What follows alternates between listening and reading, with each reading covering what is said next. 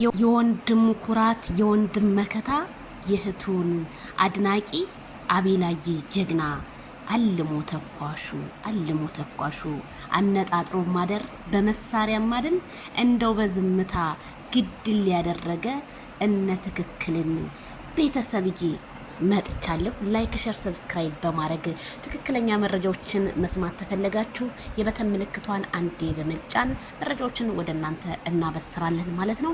እንግዲህ አቤላ የወንድሙና የእህቱ መከታ መጥቷል ማለት ነው።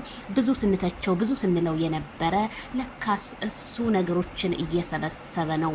ይሄ ነው ወንድም ማለት ይሄ ነው። ጥላትን አንበርካኪ ድምጽ የሌለው ክላሽ ብያለሁ። አቤላዬ የኔ ወንድም በጣም ይቅርታ። እንግዲህ ለምን ይሄንን አላደረገም ብለን አንዳንድ ትችቶችን ስለተችን በጣም ይቅርታ ብያለሁ። በመጀመሪያ መልእክቱ ምን አለ መሰላችሁ? ሳናልፈው ረሳ ነው እንጂ ያለፍነውን ለማለፍ ስንቱን በፊቱ ቆመናል ብለዋል ማለት ነው።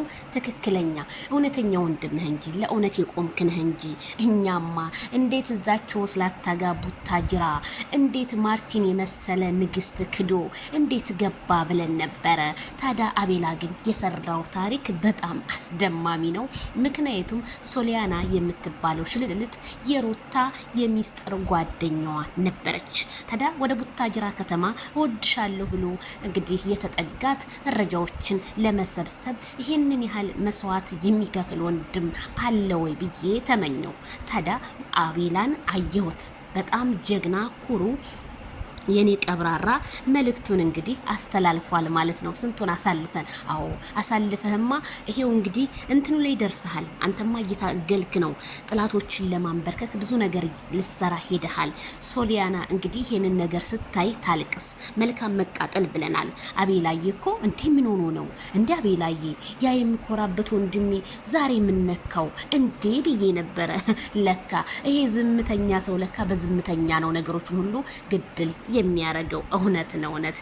አይ ሶሊያናዬ ይሄኔ ስንት ሚስጥር ዘርግፋለታለች ለአቤላዬ። አቤላዬ ግን ሁሏንም ነገር በስልኩ ይዞ ወደ ሸገር ከተማ ማቀንቀኑ ተሰማ። ታዲያ ሶሊያና ነገሮቹ ሁሉ ድፍትፍት ብለውባት ሰማይና ምድሩ ተገልብጦባት በቡታጅራ ከተማ በጋሽ ተረፈ ሆቴል በረንዳ ላይ ትገኛለች እያሉ ከአንዳንድ የመረጃ ምንጮቻችን የሰማነው ነገር ነው።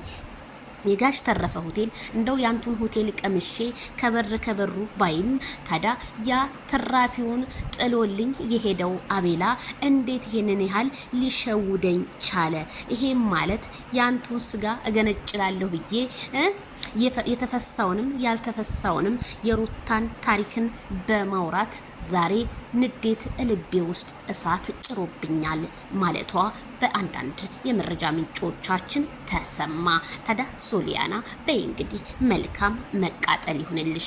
ማርቲዬና ከረሚላዬን ለማናደድ ብለሽ አንዴ ዘለኝ አንዴ እንትን በለኝ ሽኮኮ በላይ ስትየነበርሽ ዛሬ ይሄው ታሪክን ሰርቶ ከቡታጅራ ከተማ ያቀነቀነው አቤላዬ ዛሬም እንግዲህ በኢንስታግራም ፔጁ ላይ ይህንን የመሰለ መልእክት አስቀምጦልናል። ስለዚህ እናመሰግናለን። የወንድሙና የእህቱ ኩራት የሚዲያው ድምቀት አቤላዬ ከፍ ከፍ በልልን በሉ። አቤላዬን ላይክ ሼር ሰብስክራይብ በማድረግ አሁንም እናበረታታው ስል እኔም ከዚሁ አበስራችኋለሁ። የኔ ወሬ ሙልጮች ታዲያ ምን ነው ላይክ ረሳችሁ እንዴ? ላይክ ሰብስክራይብ አድርጉ። ኢትዮጵያኖች መተሳሰብ መደጋገፍ ባህላችን አይደለም ወይ? መቼም የሰው ልጅ ሲሞት ነው እኮ የሚታወቀው። አሁን ያቺ የዲዚ እናት ሞተች ተብሎ እንደው የማይመጣብ በቃ ስገባ ቲክቶክ እንዳለ እሷ ፎቶ ነው። እናቴ ነፍስ ይማር ብለናል። ነፍስ ይማር።